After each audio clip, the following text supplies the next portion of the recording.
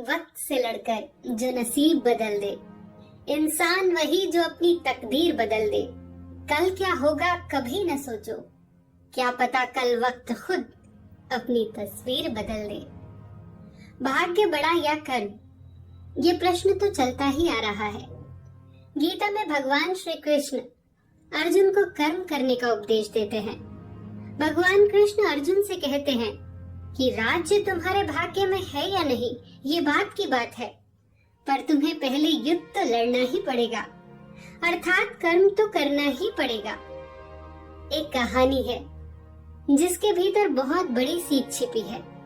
एक जंगल के दोनों ओर अलग अलग राजाओं का राज्य था और जंगल में एक महात्मा रहते थे। दोनों राजा उन्हें गुरु की तरह मानते थे। उसी जंगल के बीचों बीच एक नदी बहती थी और उस नदी को लेकर दोनों राज्यों में अक्सर झगड़े होते थे। एक बार तो बात बिगड़ते बिगड़ते युद्ध तक आ पहुंची। कोई भी राजा सुलह को तैयार नहीं था, युद्ध तो निश्चित ही था। दोनों राजाओं ने महात्मा के पास जाकर आशीर्वाद लेने का निश्चय किया।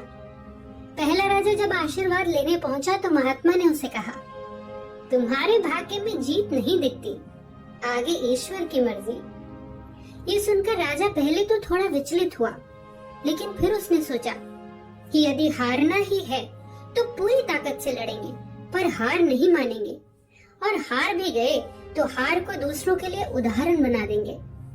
दूसरा राजा भी आशीर्वाद लेने महात्मा के पास गया। महात्मा ने कहा, भाग्य तो तेरे पक्ष में ही लगता है।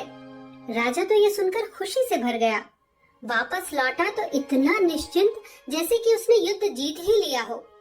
युद्ध का दिन आया, दोनों तरफ से बिगुल बजा। एक तरफ की सेना ये सोचकर लड़ रही थी कि चाहे किस्मत में हार हो, पर हम हार नहीं मानेंगे, और दूसरी तरफ की सेना ये सोचकर लड़ रही थी कि जीतना तो हमें ही है, तो घबराना कैसा। लड़ते लड़ते राजा के घोड़े के पैर की नाल भी निकल गई और घोड़ा लड़खड़ाने लगा, पर राजा ने ध्यान ही नहीं दिया और ये सोचा कि जब जीत भाग्य में है ही तो फिर किस बात की चिंता। पर कुछ ही देर बाद घोड़ा लड़खड़ा कर गिर गया और राजा दुश्मन के हाथ पड़ गया और उसकी हार हो गई। युद्ध के निर्णय के बाद महात्मा भी वहां आ गए।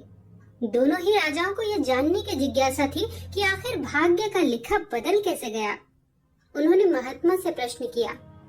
महात्मा ने मुस्कुराकर उत्तर दिया, राजन, भाग्य नहीं बदला, वो अपनी जगह बिल्कुल सही है, लेकिन तुम लोग बदल गए हो।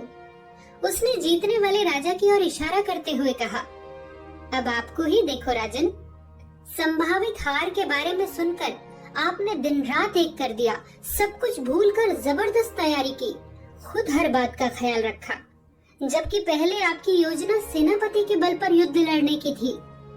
और आप राजन, महात्मा ने बंदी राजा को कहा, आपने तो युद्ध से पहले ही जीत का जश्न मनाना आरंभ कर दिया था।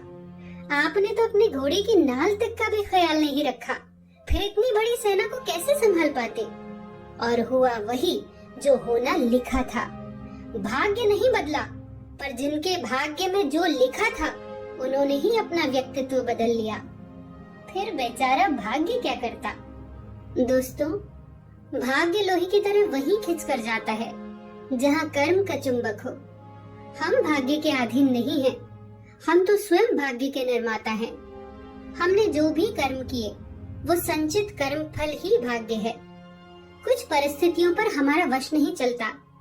किसी अच्छे घर में पैदा हो जाना ये हमारे बस की बात नहीं, पर कर्म के बिना फूल से धूल होने और कर्म के साथ धूल से फूल होने के उदाहरणों से दुनिया भरी पड़ी है।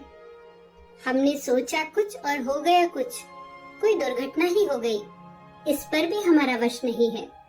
पर ऐसी परिस्थिति में हमारी प्रतिक्रिया तो हमारे बस में है।